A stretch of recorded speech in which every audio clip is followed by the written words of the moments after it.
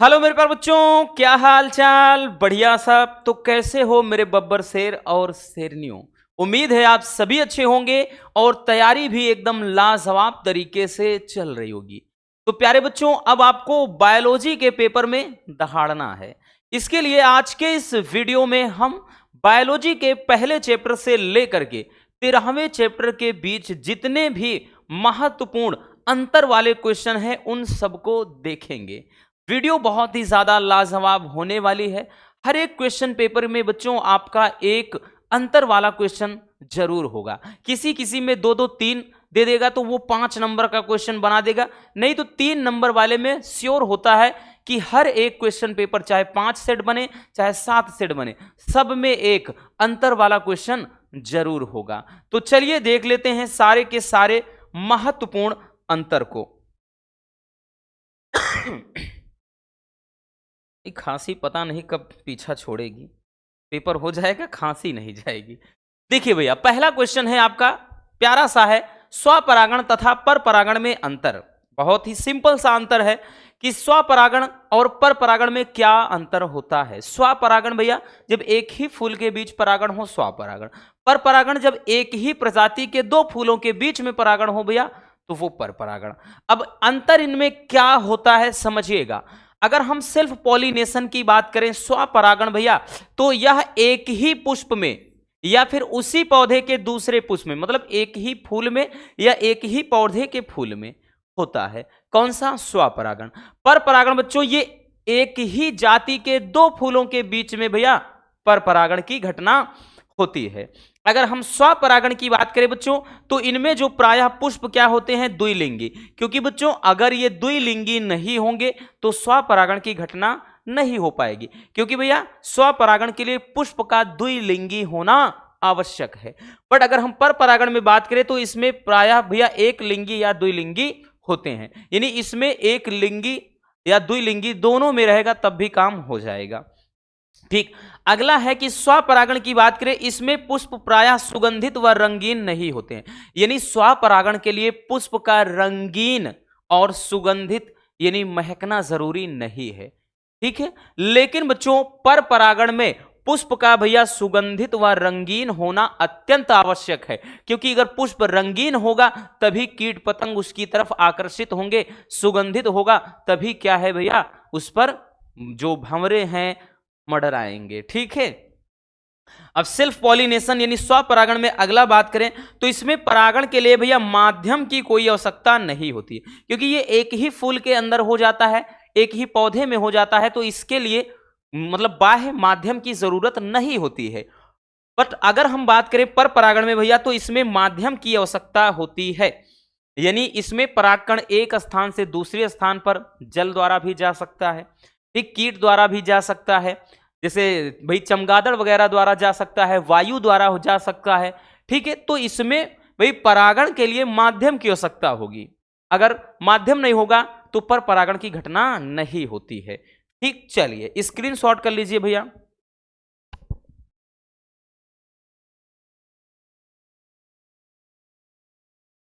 हो गया ना? आगे चलते हैं। अगला है भैया कि भ्रूण कोष तथा भ्रूण पोष में क्या अंतर है। यह भी बहुत ही महत्वपूर्ण अंतर है भैया, भ्रूण पोष और भ्रूण कोष दोनों में। ठीक है। भ्रूण कोष और भ्रूण पोष। भ्रूण कोष क्या है भैया? तो भ्रूण कोष, कोष का मतलब कमरा होता है जिसके अंदर भ्रूण होता है। बट भ्रूण पोष क्या होता है? तो भैया ये मतलब किसी बीज का खाने वाला भाग होता है। ठीक। यानी कुछ बीज ऐसे होते हैं कि जिनका भाग खाने योग्य होता है, वो भ्रूण पोष होता है। जैसे चने में देख लो, बादाम है, काजू है, ठीक है, दलहन वाली चीजें जितना वो सब भ्रूण पोष ही हैं। ठीक। तो अब अंतर देखेंगे। जो भ्रूण पोष होता है भैया अगुणित होता है, अर्थात एन अगुणित होता है। बट भ्रूण पोष की बात कर ले भैया त्रिगुणित होता है, 3n कह ले या 3x, बहुविकल्पी में भी पूछा गया था।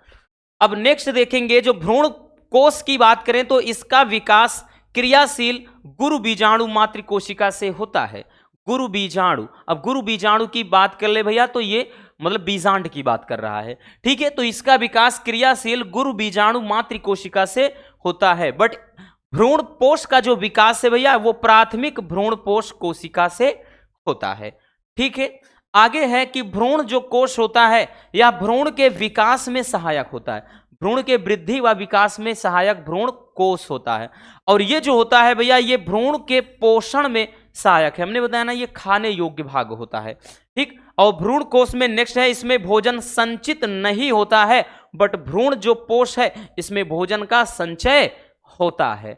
आई बात समझ में? तो सिंपल वाला अंतर लिखा है भैया। क्वेश्चन बैंक बुक वगैरह में अगर आप देखेंगे तो बड़ा ही अटपटा डिफिकल्ट लिखा है, तो हम आसान से आसान तरीके से आपको बताते हैं ताकि हमारा प्यारा रसगुल्ला कंफ्यूज ना हो। चलिए भैया स्क्रीनशॉट कर लीजिए।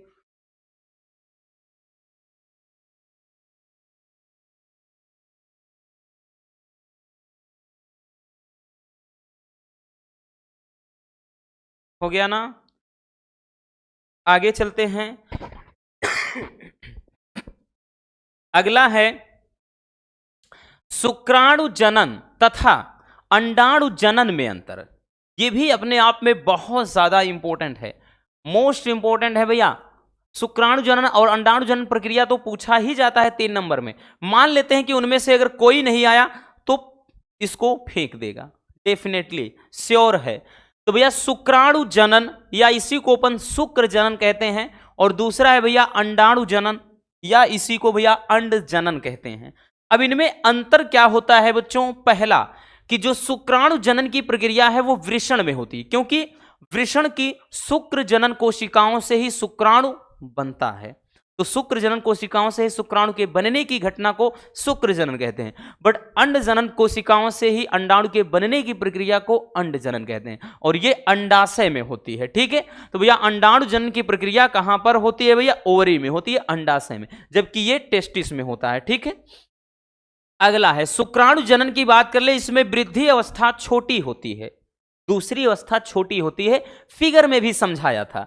और अंडाणु जनन में इसमें वृद्धि अवस्था, याद है ना कि लिखाए थे कि जो अंडाणु जनन में वृद्धि अवस्था होती है शुक्राणु जनन की अपेक्षा लंबी होती है। ठीक, अभी 3 नंबर वाले क्वेश्चन में हमने करवाया है। अगला है भैया शुक्राणु जनन, इसमें प्राथमिक स्पर्मोसाइट से 4 शुक्राणु बनते हैं। अगर हम बात कर लें भैया इसमें प्राथमिक उसाइट, असाइट नहीं उसाइट से 1 अंडाणु बनता है। फिगर में आपने देखा था कि एक ही परिपक्व होता है, बाकी अविकसित हो जाते हैं। और शुक्राणु जनन में नेक्स्ट बात कर ले भैया, इसमें ध्रुवीय काय नहीं बनते हैं।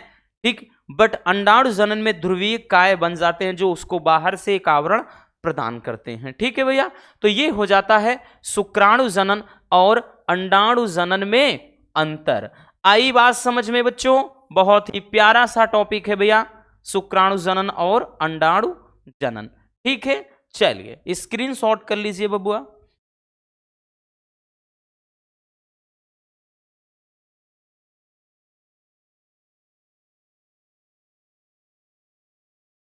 हो गया ना? नेक्स्ट क्वेश्चन की तरफ चलते हैं। हमारा अगला क्वेश्चन है कि डीएनए तथा आरएनए में अंतर। इसको तो अपन वेरी वेरी इंपॉर्टेंट क्वेश्चन कहेंगे कि डीएनए और आरएनए में क्या अंतर होता है। हर एक स्टूडेंट अच्छे से इसको भैया तैयार किया होगा, बट नहीं किया है डोंट वरी, हम हैं ना, हम हैं तो क्या गम है। देखिए डीएनए की बात कर ले भैया, तो डीएनए कहां मुख्य रूप से केंद्रक में पाया जाता है। डीएनए मुख्य रूप से केंद्रक में पाया जाता है, लेकिन अगर हम आरएनए की बात कर लें तो यह प्रमुख रूप से कोशिका द्रव्य में पाया जाता है। और डीएनए में भैया इसमें 2 पॉलीन्यूक्लियोटाइड श्रृंखला होती है। इस तरह से भैया एक होता है और दूसरा ऐसे होता है ना। तो इसमें 2 पॉलीन्यूक्लियोटाइड श्रृंखला होती है, बट आरएनए में भैया इसकी संरचना एकल सूत्री होती है, मतलब केवल ये ऐसे ऐसे ही होता है। ठीक, इसकी स्ट्रक्चर एकल कुंडलित होती है। डीएनए की बात कर ले, इसमें डीऑक्सीराइबोज शर्करा पाई जाती है। कौन सी भैया? डीऑक्सीराइबोज शर्करा। बट आरएनए में बात कर ले बबुआ तो इसमें राइबोज शर्करा पाई जाती है। ठीक है, नेक्स्ट है अंतर कि इसमें थायमीन क्षार होता है। डीएनए में एडेनिन, ग्वानिन, साइटोसिन, थायमीन होता है, बट आरएनए में एडेनिन, ग्वानिन, साइटोसिन और थायमीन की जगह यूरेसिल हो जाता है। तो इसमें यूरेसिल क्षार पाया जाता है। डीएनए में है कि यह समस्त जीवधारियों में भैया एक प्रमुख आनुवांशिक पदार्थ होता है, बट ये आरएनए प्रमुख आनुवांशिक पदार्थ नहीं है, लेकिन कुछ विषाणुओं में ये आनुवांशिक पदार्थ का कार्य करता है। तो भैया यह केवल कुछ विषाणुओं में ही आनुवांशिक पदार्थ होता है। समझ में आ गया डीएनए और आरएनए में अंतर। इसके अलावा भी अगर हम बात करें तो ये भाई लाखों न्यूक्लियोटाइड से बना होता है, ये हजारों न्यूक्लियोटाइड से बना है। बहुत सा मतलब बहुत अंतर और भी हैं, ठीक है। 5-6 बहुत है बच्चों, ज़्यादा आपको डीपली जाने की कोई ज़रूरत ही नहीं है। चलिए इसको भी स्क्रीनशॉट कर लीजिए। हो गया भैया। चलिए आगे चलते हैं बच्चों। हमारा नेक्स्ट अंतर क्या है? अगला अंतर है कि वंशागत तथा उपार्जित लक्षण क्या है, ठीक है, जिसको अपन जन्मजात भी कह सकते हैं। ठीक, ये वंशागत होते हैं, जन्म से ही रहते हैं, पीढ़ी दर पीढ़ी चलते हैं। तो भैया वंशागत और उपार्जित लक्षण में अंतर क्या होता है? तो देखिए भैया, अगर हम वंशागत की बात कर लें तो ये लक्षण जीन में परिवर्तन के कारण होते हैं, यानी ये जेनेटिकली अगर कुछ ना कुछ उसमें भैया उत्परिवर्तन होता है तभी ये लक्षण प्रकट होते हैं और एक पीढ़ी से दूसरी पीढ़ी में चलते रहते हैं। बट उपार्जित लक्षण तो ये जलवायु में परिवर्तन के कारण, जैसे भैया आप ठंडे प्रदेश में रहोगे तो आप एकदम गोरे चिकने रहोगे, कश्मीर में चले जाओ सेब की तरह लाल लाल हो जाओगे। लेकिन उसी तरह भी अगर जैसलमेर की गर्मी में चले गए तो राजस्थान में जहां बहुत ज्यादा गर्मी है, गर्म प्रदेश में, आप साउथ इंडियन में चले जाओ दक्षिण भारत में, तो इतने ज्यादा काले हो जाओगे कि भाई चेहरा भी नहीं पहचान में आएगा। साउथ इंडियन में देखा होगा लोग बहुत ज्यादा काले होते हैं, भाई शकल के काले होते हैं, दिल के बहुत ज्यादा गोरे होते हैं, है ना, क्योंकि साउथ इंडियन तो बहुत ज्यादा भैया वो भाई आध्यात्मिक बहुत होते हैं, बहुत उनके अंदर धार्मिक प्रवृत्ति बहुत ज्यादा है, बहुत ज्यादा मतलब पूजा पाठ में विश्वास करते हैं।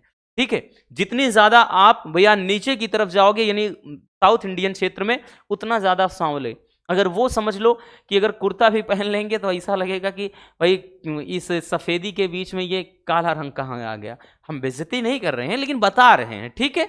तो वही चीज है, तो ये परिवर्तन किसके कारण आएगा? जलवायु में। जो ये उपार्जित है ये जलवायु में परिवर्तन के कारण आएगा, ठीक है। बट ये चीज क्या होता है, ये भैया जीन में परिवर्तन होगा तब लक्षण आता है।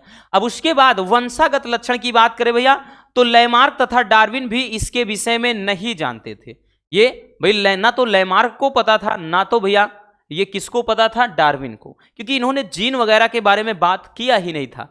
बट उपार्जित लक्षण की बात करें तो भैया लैमार्क ने इन्हें उपार्जित लक्षण का नाम दिया था, क्योंकि इन्होंने ही कहा था कि भैया जो भाई हम जिस वातावरण में रहते हैं उसके कारण जो हमारे अंदर परिवर्तन होता है वही परिवर्तन धीरे धीरे पीढ़ी दर पीढ़ी पहुंचता रहता है और वही एक नई प्रजाति बन जाती है। तो इसका मतलब है भाई कि जैसे हाथ अगर कट गया है युद्ध में तो बच्चों का हाथ कटा होना चाहिए जन्म के टाइम, क्योंकि आलोचना भी हुई थी इनकी, ठीक, बताए भी थे। अगला है भैया वंशागत में, ये वंशागत होते हैं मतलब पीढ़ी दर पीढ़ी चलते हैं, बट उपार्जित लक्षण ये वंशागत नहीं होते हैं, अर्थात ये भाई वहीं पर फिक्स हो जाते हैं। अगला है वंशागत लक्षण में ये जीव के जनन द्रव्य में क्या है, प्रभावित होते हैं, ठीक, लेकिन ये जीव के देह द्रव्य से प्रभावित होते हैं, ठीक है। तो ये रहा वंशागत और उपार्जित लक्षण के अंतर। नेक्स्ट चलिए पहले इसको स्क्रीनशॉट कर लीजिएगा।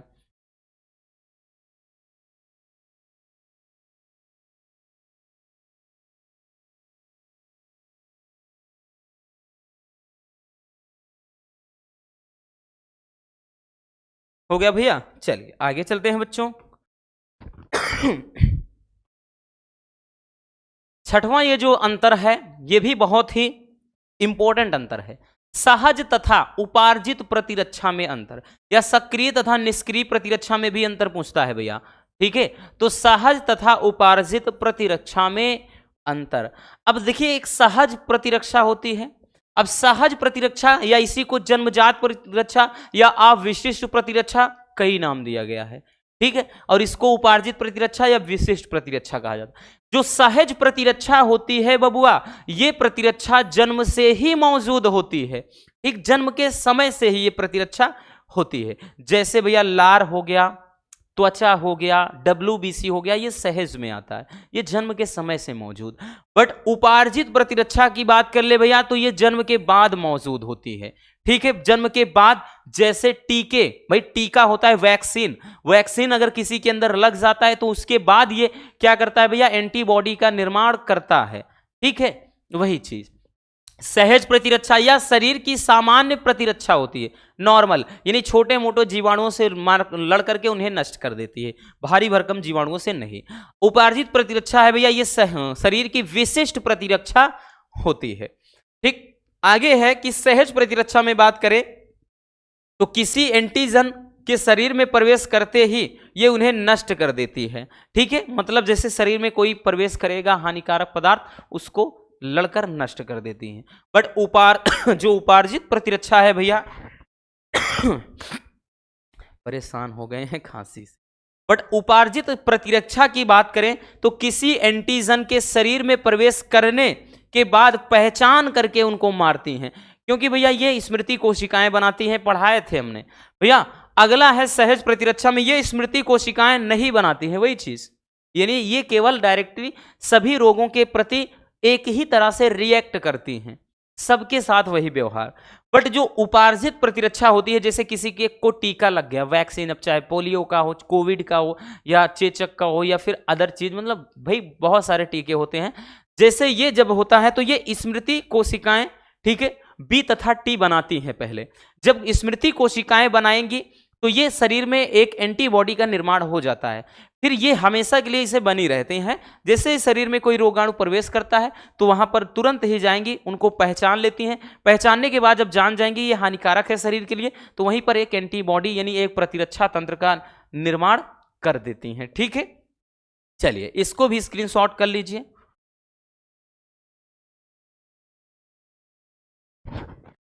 चलिए भैया नेक्स्ट, अगला आपका क्वेश्चन क्या है कि प्लाज्मिड डीएनए तथा गुणसूत्री डीएनए में क्या अंतर। सारे इंपॉर्टेंट हैं ये क्वेश्चन भी। देखिए अगर आप प्रीवियस ईयर का भी पेपर उठाओगे तो मिलेंगे, 24 में भी आया है, ऐसी बात नहीं, उसके पहले का भी उठाओ, आपको 22 में, 21 में, 23 में भाई किसी ना किसी रूप में आते हैं। ठीक है, किसी में ऐसे परिभाषा के तौर पर दे देता है। प्लाज्मिड डीएनए और गुणसूत्री डीएनए में क्या अंतर है।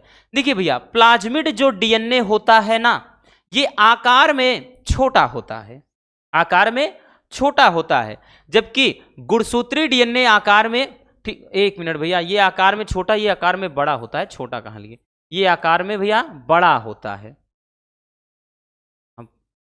ठीक बड़ा होता है। क्योंकि प्लाज्मिड क्या होता है, कहां पाए जाते हैं, इनके लक्षण भी 3 नंबर वाले क्वेश्चन में बताए हैं। ये क्या है, प्रमुख गुणसूत्री डीएनए से अलग होता है, याद आया कुछ अब। ठीक है, तो ये आकार में छोटा होता है, ये आकार में बड़ा होता है। प्लाज्मिड डीएनए ये संख्या में 1 से लेकर के 100 या इससे अधिक भी होते हैं, लेकिन गुणसूत्री जो डीएनए होता है वो संख्या में 1 होता है। आगे प्लाज्मिड डीएनए की बात करें, इन्हें वाहक के रूप में काम में लिया जाता है, बट ये भैया वाहक के रूप में काम में नहीं लाए जाते हैं।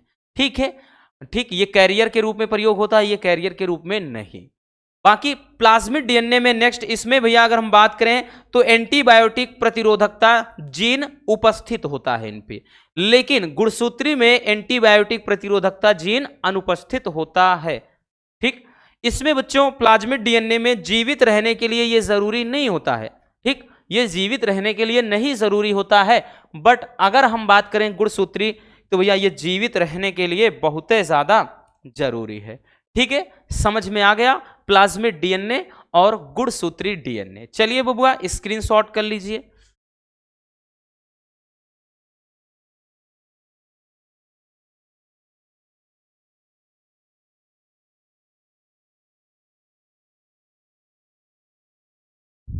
हो गया ना, चलिए आगे चलते हैं भैया। क्वेश्चन नंबर 8, जो 8वां अंतर है उत्पादक तथा उपभोक्ता में अंतर लिखिए। यह भी वेरी वेरी इंपॉर्टेंट क्वेश्चन है। उत्पादक बोले तो हरे पेड़ पौधे, उपभोक्ता तो उपभोक्ता में तो सब आएंगे, शाकाहारी आएगा, मांसाहारी आएगा, ठीक है, सर्वाहारी इसी में आएगा, बाकी और भी हैं सभी, मतलब इसमें आते हैं। ठीक है, तो देखिए भैया उत्पादक उपभोक्ता में अंतर क्या है। उत्पादक की बात कर लें जैसे हरे पेड़ पौधे, तो ये भौतिक पर्यावरण से अपना भोजन स्वयं बना लेते हैं, यानी सूर्य के प्रकाश की उपस्थिति में ये भोजन का निर्माण करते हैं।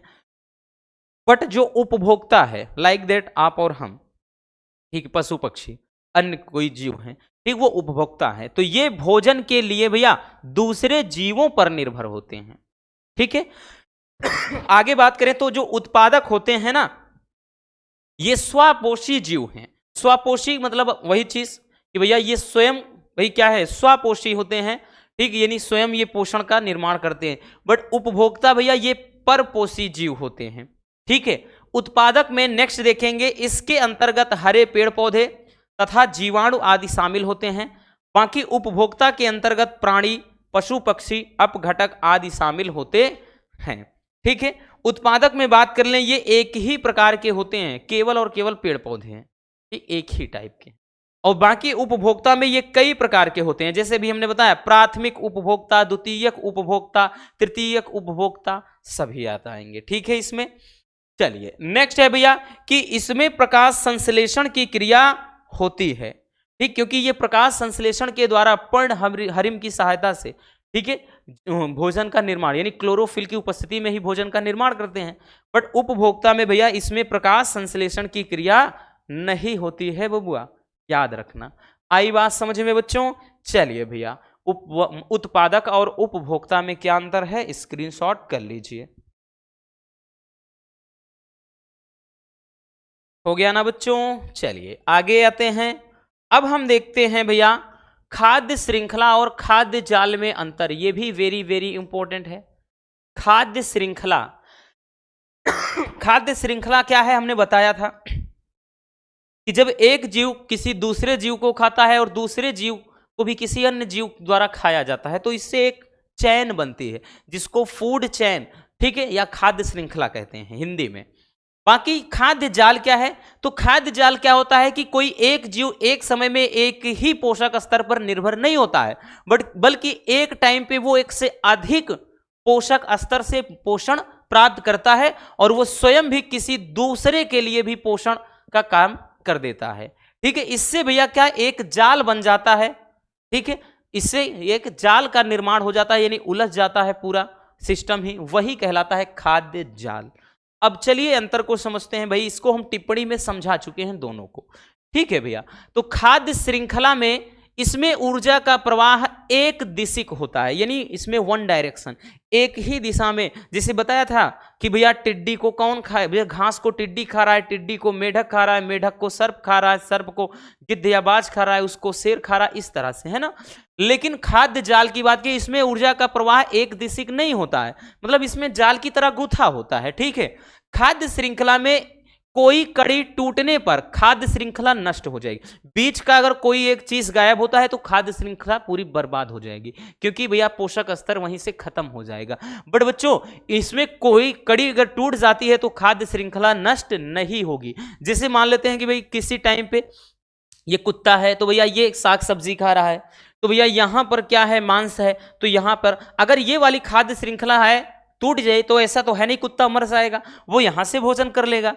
ठीक है भाई, जैसे मनुष्य है यहां पर, भाई मनुष्य क्या है, ये भी मांस मछली पर निर्भर है और ये भी साग सब्जी खा रहा है। तो अगर साग सब्जी वाला या फिर इस मांस मछली वाला अगर ये कनेक्शन टूट जाता है तो वो तो मरेगा तो है नहीं भाई, कुछ ना कुछ घास फूस इधर उधर वो भी खा करके जिंदगी गुजार लेगा। तो यही चीज है, अगर इसमें भैया कोई एक कड़ी टूट जाती है तो खाद्य जो जाल है वो नष्ट नहीं होता है। ठीक है, अगला पारतंत्र के जैविक घटक के बारे में, ये जैविक घटक के बारे में संक्षिप्त जानकारी देता है, मतलब थोड़ी जानकारी। बट बच्चों खाद्य जाल क्या है, जैविक घटक के बारे में विस्तृत जानकारी प्रदान करता है। ठीक है, खाद्य श्रृंखला में नेक्स्ट कि इसमें ऊर्जा प्रवाह की गणना सरल होती है, क्योंकि हमने बताया एक दिशिक होती है इसलिए सरल होती है। बट खाद्य जाल में भैया इसकी गणना अत्यंत जटिल होती है, मतलब एकदम जाल की तरह गुंथा होता है। ठीक है, और इसमें क्या होता है, एक जीव के केवल एक पोषक स्तर प्रदर्शित करता है जो खाद्य श्रृंखला है। बट भैया खाद्य जाल एक जीव के अधिक पोषण स्तर प्रदर्शित करता है, जैसे अभी हमने आपको दिखाया था। ठीक है, तो ये होता है भैया खाद्य श्रृंखला और खाद्य जाल में अंतर। स्क्रीनशॉट कर लेना भैया। हो गया बच्चों। नेक्स्ट देखते हैं बबुआ। अगला क्वेश्चन है भैया, ये पहले ही चैप्टर का है, लास्ट में यहां लिख दिया है कि परागण और निषेचन में क्या अंतर है, क्योंकि इंपॉर्टेंट है भैया। परागण और निषेचन में क्या अंतर होता है? तो देखिए भैया, परागण की बात करें, देखिए परागण किस घटना को कहते हैं कि जब पुष्प के, भाई नर पुष्प के परागकण या परागकोश से परागकण मादा पुष्प के वर्तिकाग्र तक पहुंचते हैं, तो वो घटना क्या कहलाती है भैया? वो घटना कहलाती है परागण। ठीक है। बट निषेचन में जब नर और मादा युग्मक का संलयन होता है, मेल होता है, तब निषेचन होता है। ठीक है। तो भैया परागण में पहला या पराग कणों का वर्तिकाग्र तक पहुंचने की घटना होती है या प्रक्रिया होती है परागण में। बट निषेचन की बात कर ले बच्चों, ये नर और मादा युग्मकों के संलयन की प्रक्रिया होती है, यानी उनके मिलने की प्रक्रिया होती है। परागण में बच्चों तो यह एक मतलब अनिश्चित प्रक्रिया होती है। ठीक, परागण अनिश्चित होता है, जरूरी नहीं कि बस हो ही जाएगा, लेकिन निषेचन एक निश्चित क्रिया होती है भैया। परागण में बात कर लें, इसे संपन्न करने के लिए माध्यम की आवश्यकता होती है क्योंकि परागण में कोई ना कोई माध्यम होगा, तभी परागण की प्रक्रिया पूरी होती है। और इसे संपन्न करने के लिए भैया माध्यम की कोई आवश्यकता नहीं होती है। परागण में नेक्स्ट है कि यह एक बाह्य क्रिया है। ठीक है, ये बाहरी रूप से होने वाली प्रक्रिया होती है। ठीक है, क्योंकि भाई पुष्प के परागकण वर्तिकाग्र पर आएंगे, फिर पराग नलिका के माध्यम से अंदर पहुंचते हैं। बट निषेचन की प्रक्रिया ये एक इंटरनल होती है। ठीक है, आंतरिक प्रक्रिया होती है। और परागकण में मतलब परागण में बात करें भैया, तो इसमें युग्मनज अर्थात जाइगोट का निर्माण नहीं होता है, लेकिन निषेचन के बाद भैया युग्मनज अर्थात जाइगोट का निर्माण होता है। आई बात समझ में? तो ये हो जाएगा भैया परागण और निषेचन में अंतर। ठीक है ना बबुआ? चलिए अब इसके बाद भैया हम देख लेते हैं नेक्स्ट क्वेश्चन। ये भी पहले ही चैप्टर का क्वेश्चन है भैया। ठीक, लास्ट में लिख दिया है बस, और कुछ नहीं। और वैसे भी आपको पढ़ने से मतलब है, चाहे पहले आए चाहे बाद में आए, कि लघु बीजाणु धानी तथा गुरु बीजाणु धानी में क्या अंतर है। या ऐसे बोलेगा कि परागकोश और बीजांड में क्या अंतर होता है, इस तरह से भी क्वेश्चन करता है। अब देखिए भैया, लघु बीजाणु धानी की बात कर लें, ठीक, या फिर बच्चों हमने बताया ना, इसी को परागकोश कहते हैं। क्या कहते हैं भैया? परागकोश कहते हैं। गुरु बीजाणु धानी को बच्चों बीजांड बोलते हैं। तो चाहे परागकोश तथा बीजांड में अंतर पूछे, चाहे भैया लघु बीजाणु धानी और गुरु बीजाणु धानी में अंतर पूछे, कंफ्यूज मत होना रसगुल्लों। चलिए तो भैया देखिए, लघु बीजाणु धानी क्या होता है कि परागकोश में पराग कणों का अर्थात लघु बीजाणु धानी में पराग कणों का निर्माण होता है। ठीक, परागणों लिखा है, पराग कणों। ठीक है, मतलब परागकोश में पराग कण का निर्माण होता है। बट बीजांड में भैया अगर हम बात कर ले, तो जो बीजांड होता है ये अंडाशय का भाग होता है एक। ठीक है, और परागकोश में तो परागकोश पुष्प के नर जननांग पुंकेसर का भाग होता है। लेकिन अगर हम बीजांड बात कर लें, तो बीजांड में मादा अंग भ्रूण कोश पाया जाता है। ठीक है, परागकोश में नेक्स्ट है भैया कि परागकोश में लघु बीजाणु जनन की प्रक्रिया होती है। ठीक, किसकी? लघु बीजाणु जनन की प्रक्रिया होती है। बट अगर हम बीजांड में बात कर ले भैया, तो इसमें गुरु बीजाणु मतलब गुरु बीजाणु जनन की प्रक्रिया होती है। ठीक है, तो ये हो जाता है भैया लघु बीजाणु धानी और गुरु बीजाणु धानी में अंतर। चलिए स्क्रीनशॉट कर लीजिए। हो गया भैया। तो ये आपके पूरे किताब से कुछ महत्वपूर्ण अंतर हैं। इसके अलावा भी कुछ अंतर हैं, लेकिन वो परिभाषा के तौर पर ही हैं। जैसे भाई पूछ लेगा मानव और कपि में अंतर लिखिए, तो उसमें ऐसे ना लिख करके आप केवल हेडलाइन बना करके ऐसे भी लिख सकते हैं। या लैमार्कवाद तथा डार्विनवाद में पूछेगा तो भैया अंतर, तो वो आप तुलना की तरह, जैसे हमने बताया है कि लैमार्कवाद अलग हेडिंग बना के पूरा लिखिए, डार्विनवाद अलग बना के लिखिए। तो इस तरह से और भी बहुत सारे इसमें अंतर टाइप के क्वेश्चन है, लेकिन आप उनको हेडिंग बना करके ही वैसे लिख दीजिएगा, क्योंकि वहां ज्यादा कुछ अंतर होता नहीं है। तो बस आज के इस वीडियो में इतना ही। उम्मीद है आपके लिए ये काफी ज्यादा हेल्पफुल रही होगी। वीडियो पसंद आई हो तो प्यार से लाइक जरूर कर दीजिए, नए हैं तो चैनल को सब्सक्राइब जरूर कर लीजिए। मिलते हैं शानदार टॉपिक के साथ। Love you, bye bye, take care. और हाँ, एक प्यारा सा कमेंट बॉक्स में छोड़ दीजिएगा।